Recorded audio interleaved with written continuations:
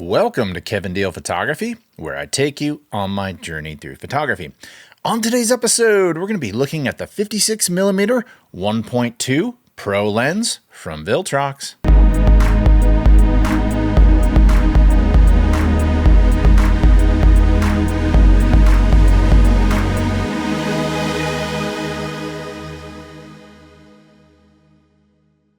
I'm pleased to announce the release of my Capture One and Lightroom presets, Metamorphic Portraits, The Sound of Silver, and Rangefinder.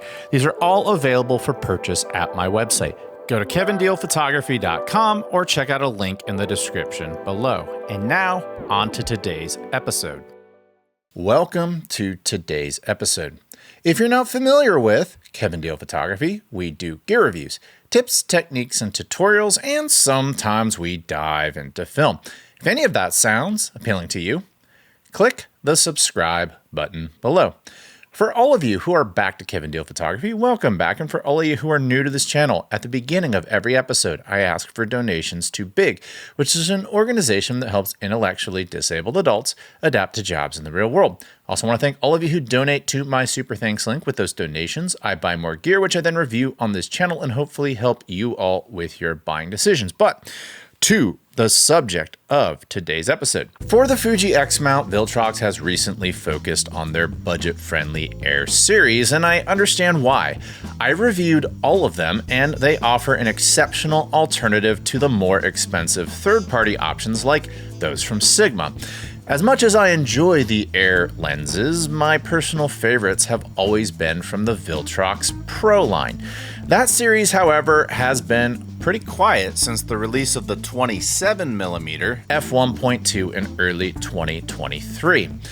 Later that same year, I reviewed the 75mm f1.2 Pro and declared it my favorite third-party portrait lens for the Fuji X-mount. And I wasn't alone, many of you watching agree with me. That lens is special. It rivals native Fuji glass in quality, but at a significantly lower price. With gear prices climbing across the board and the current geopolitical climate affecting supply chains, I know a lot of portrait photographers are curious about how well these Pro lenses really perform.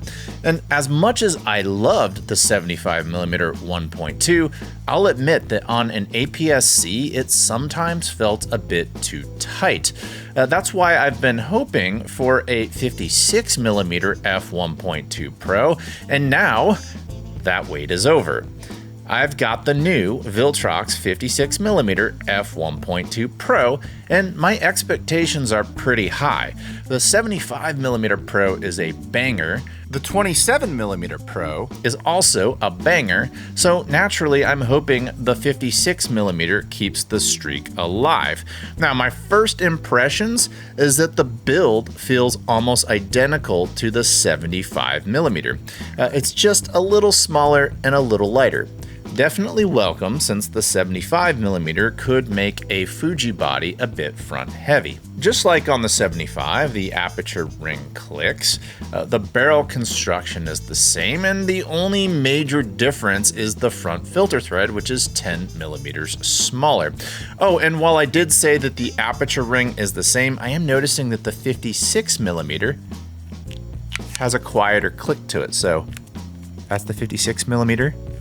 And that's the 75mm. 75mm is louder. But overall, it has the same solid vibe and handling I've come to expect.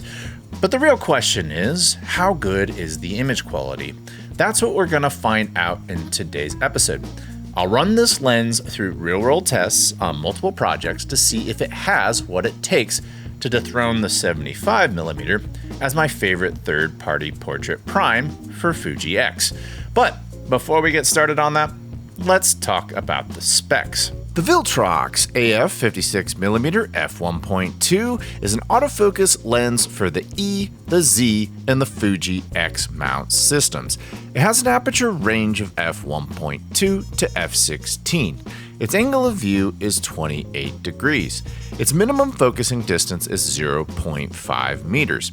Its magnification is 0.13. It has a VCM motor built in. Its optical design is 13 elements in 8 groups, and it has 11 rounded aperture blades. It has a front filter thread size of 67 millimeters. It features a USB-C port for firmware upgrades. Its dimensions are 3.08 by 3.62 inches or 78.4 by 92 millimeters. It comes in at a weight of 1.26 pounds or 575 grams, and it comes in at a street price of $580 US. All right, so those specs are pretty impressive, pretty much what I expected on paper, but let's see how it actually is in practice. Let's go out into the field and let's shoot on this 56mm 1.2 Pro. Okay, so as I stated earlier, the 75mm, love this lens, but when I'm shooting in a studio, a lot of times it's just a bit too tight. And in the APS-C world, 56 fills that in quite nicely. So that's what I'm hoping I get out of this 56mm 1.2. And I'll do some traditional headshots with it here in the studio because 56mm, that kind of translates to 85mm in terms of perspective here in APS-C. Perfect for headshots. In addition to doing traditional headshots, I'll do some more creative work because, hey, that's just what I do. I'm a portrait photographer and I'm pretty comfortable with the 56mm focal length in APS-C, so we'll see how far we can push it. And then after that, we'll also do some stuff out in the field because I know a lot of you are wanting to see how that 1.2 maximum aperture looks, the bokeh, how smooth it is, the subject isolation, etc. So without further ado, let's get started.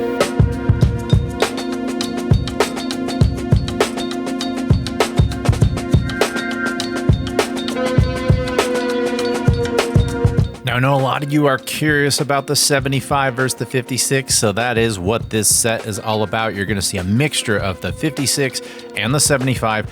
Now, I will say there's not a lot of emphasis on sharpness here because we wanted to do a beautiful editorial set with a lot of emphasis on grain. We're pulling prisms out, we're shooting with shutter drag, but don't worry, we'll do a sharpness and a bokeh test with both the 56 and the 75 later, so sit back and enjoy this creative set.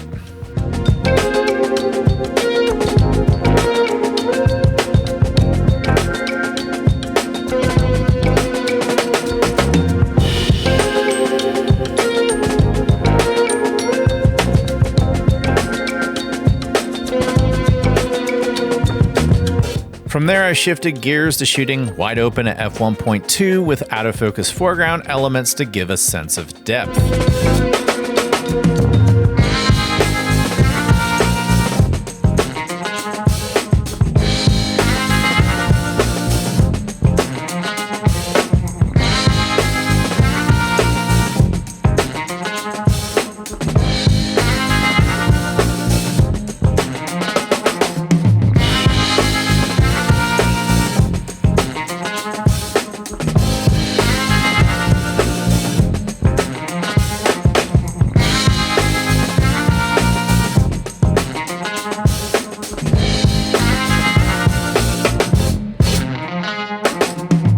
Alright, so now we're moving on to a second set that's going to be a combination of indoors and outdoors, and this is all about sharpness and bokeh. So this model, Jordan, who you've seen on this channel before, wanted to get some more commercial looking shots for his portfolio, and I think it's safe to say that this lens delivered in both the sharpness and the bokeh category. So we moved into my studio, got some continuous light going. I shot this shot at 2.2 around the minimum focusing distance. You can get pretty close to your subject. Next, we stopped down and incorporated my Profoto B10. We're doing a lot of work here with this blue shirt with just direct light, a hard reflector, and man, this lens is incredibly sharp. It absolutely is right up there with its 75mm big brother. But the shots that I took on this day that blew me away were these outdoor shots. The color reproduction, the sharpness, and the bokeh were exceptional.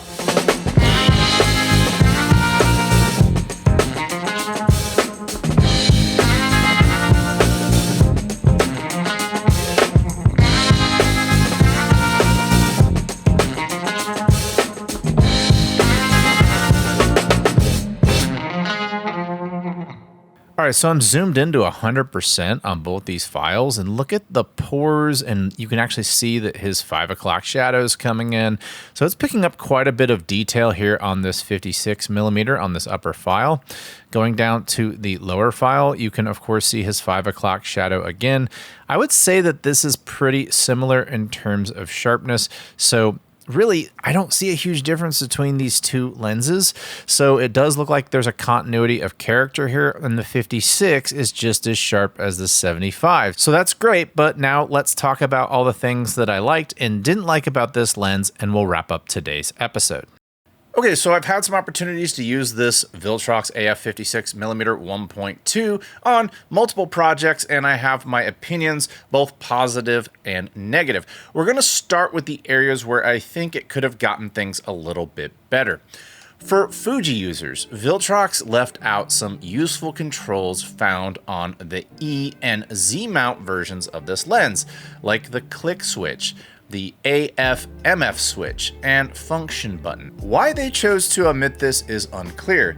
Even the 75mm f1.2 Pro at least had an AF/MF switch for the Fuji X-mount, but this 56mm doesn't. Now, truth be told, I don't really care about the AF/MF switch because most Fuji cameras have that built into the body, but the other features would have been pretty awesome to have. I guess these aren't deal breakers, but they should have just hooked up Fuji users the same way they hooked up E and Z mount users. If you've never used a VCM motor before, you might be alarmed to hear something moving inside the lens. Don't worry, that's actually normal. Some of my $1,500 Canon lenses do the same thing. In theory, the VCM motor should be an upgrade over the STM motor found in the older 75mm Pro, offering more speed, precision, and power. The problem is, at least with my copy, it isn't as precise as the older 75mm.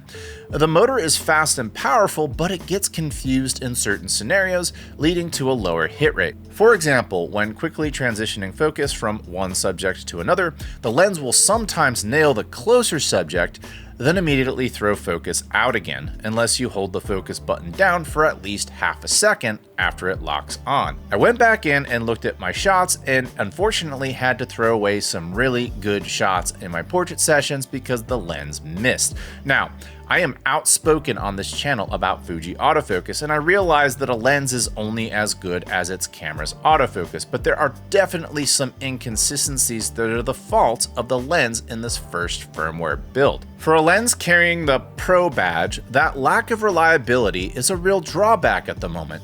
It could very well be fixed with a firmware update, and since I'm testing an early copy, I'll give Viltrox the benefit of the doubt for now, but it's definitely something worth watching for in other reviewers' tests. As a portrait photographer, this isn't a deal breaker, but in its current state, the AF is not good enough to handle faster paced environments. So let's hope they address that. Now, let's talk about the areas where this lens may very well win you over. The construction of this lens is excellent. It's all metal, rugged, and built to handle the wear and tear a professional photographer would put it through. It's also dust and drip resistant. To be clear, that's not the same as full weather sealing, but in my experience, most lenses don't need to be completely sealed. Well-placed gaskets usually do the job, and this lens appears to have them, so I'm putting that under the pros. For the Fuji purist, the lens includes an aperture ring with the option to switch to the A mode for automatic control. I also appreciate the quieter clicks versus its 75mm sibling. I don't need audible feedback when I can feel the 1/3 stop increments. And for video shooters, the reduced noise means you're less likely to hear it in your audio. Like most f1.2 lenses, it's a bit front heavy on smaller Fuji bodies. That's just the trade-off with fast glass. On larger bodies like my XH2 though, the balance feels much better and makes for a more enjoyable shooting experience. Its 75mm larger sibling has a 77mm front filter thread size, which is a little larger than I'd like to get that beautiful balance on a Fuji body. The 56mm has a 67mm front filter thread size, and to me, that's more ideal of the size I want for a Fuji lens, and the fact that they came in at the same front filter thread size as the native Fuji flagship 56mm 1.2 is definitely impressive. Another nice touch is that firmware updates are handled through a built-in USB-C port. It's a standard, widely available connector, and Viltrox thoughtfully placed it on the lens itself. Some of their competitors placed theirs in the rear lens cap, which I've never really liked. If you lose the cap, you lose the ability to update the firmware. With this design, that's not a concern. Now to what most of you are interested in, image quality. Like the 75mm, this lens is impressively sharp, delivers beautiful bokeh, and stays crisp even when shot wide open at f1.2. Not long ago, you need a $3,000 lens to get this level of sharpness at 1.2, but Viltrox has managed to deliver it at a far more accessible price for the masses. Chromatic aberration is also very well controlled, even in high contrast scenes. Again, performance you'd typically find in lenses 5 or 6 times the price. I could get a little bit of purple and green from time to time with the fringing at 1.2 compared to the original native Fuji 56mm 1.2. The Viltrox is far superior and a testament to how good third-party lenses are getting in terms of optical quality. Considering the cost, I don't see much else on the market that competes with this lens optically. For years, my go-to recommendation in this focal length for third-party alternatives was the Sigma Contemporary 56mm f1.4. It's a great little lens, but it's based on a decade-old optical design, and as of this recording, costs only about $50 less than this newly designed Viltrox. For just a bit more, you're getting the coveted aperture of f1.2, an aperture ring, weather resistance, and all metal construction. To me, that's an easy choice if you're willing to accept the extra size and weight. And that leads me to my last point, value. I had been considering the newer native Fuji 56mm f1.2, but with the recent price hikes, it's pushing $1,200 after tax. With this Viltrox coming in at roughly half the price, and with image quality that's nearly indistinguishable, I see no reason to pay double. Viltrox has clearly filled a market gap here, offering a near-native quality at a fraction of the cost. That's an undeniable value and definitely a pro. So, who should buy the AF 56mm 1.2 Pro? The obvious audience here is portrait photographers. At this focal length, the lens is highly practical, it delivers exceptional subject isolation, beautiful bokeh, and outstanding sharpness. Optically, it's on par with its bigger sibling, the 75mm f1.2. If you had to choose between the two, the 56mm is a more versatile option. That said, professional photographers will likely benefit from owning both, as these are two of the most popular focal lengths for portraiture. I also recommend this 56mm for any applications where you need medium telephoto shots with extreme subject isolation, but want it to be sharp, wide open. I shot an event at Topgolf, and the Viltrox took some beautiful photos that ended up being used on their social media, so it's absolutely worthy of professional work. So does the 56mm f1.2 Pro dethrone the 75mm as the best third-party portrait lens for the Fuji X-mount? In many ways, I'd say yes. It matches the 75mm in optical performance while offering a more versatile focal length, which makes it the more practical choice. That said, the autofocus behavior can't be ignored. This issue may be specific to the Fuji X-mount, so if you're using the E or Z versions, let me know your experience in the comments. I can only speak to my sample size of 1. The good news is that it feels like a problem that can easily be resolved with a firmware update. If Viltrox addresses that, then this lens would be just about perfect. Even as it stands, I'd buy this lens without hesitation. You're getting near flagship quality at half the cost. With Fuji's prices climbing higher and higher, it's refreshing to see third-party companies offering competitive alternatives. Viltrox has a real winner here, and I expect this lens to be a huge hit among the Fuji community for years to come. That does it for today's episode. What did you think of my review of this 56mm 1.2? Were my pros and cons fair? Tell me about it in the comments below. Are you going to pick one of these up? Tell me about that in the comments below. And if you're a fan of this channel, I humbly ask you to click the subscribe button below. And if you're wanting to pick one of these up, I will leave links in the description below. And until next time, I'll talk to you soon. Bye.